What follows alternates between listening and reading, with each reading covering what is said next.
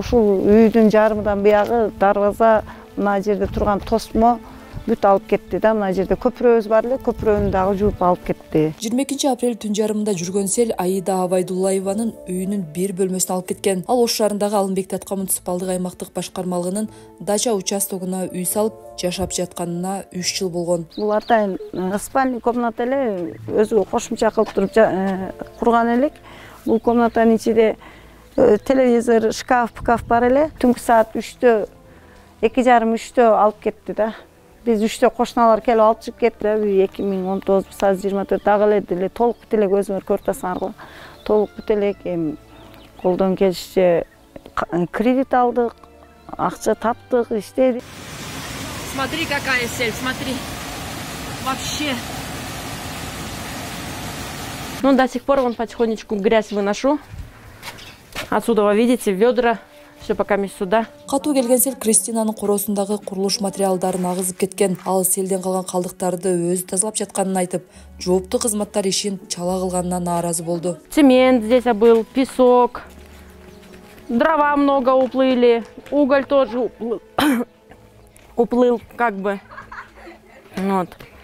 Но я еще не считала с мужем, сколько там, чем мы. Здесь вообще очень много, где-то на 50 сантиметров глина набралась, да?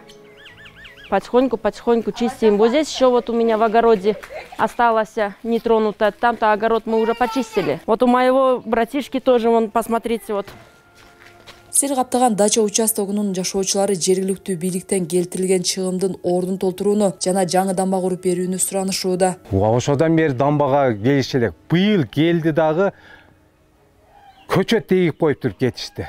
Ошонун башына бир турбаны мындай коюп кетти, бирок ылай эле турат. Ылайга мындай кетип атканда эле бир челек сууну куюп эсең ылай эзилип кетет да. Ошондой эле жатат. Наше государство хотя бы помощь какую-то дали, потому что у меня муж сейчас один работает, а я за детьми смотрю.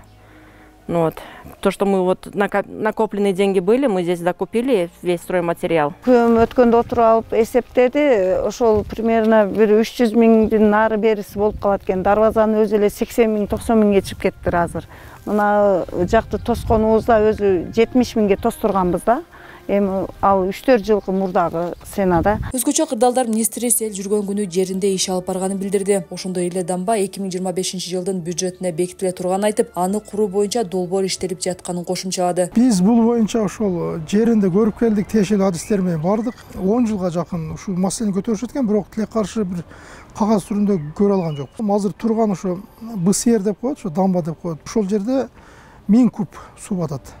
Тилекке каршы кече 800 куб суу келди. Болжол менен айтабыз да.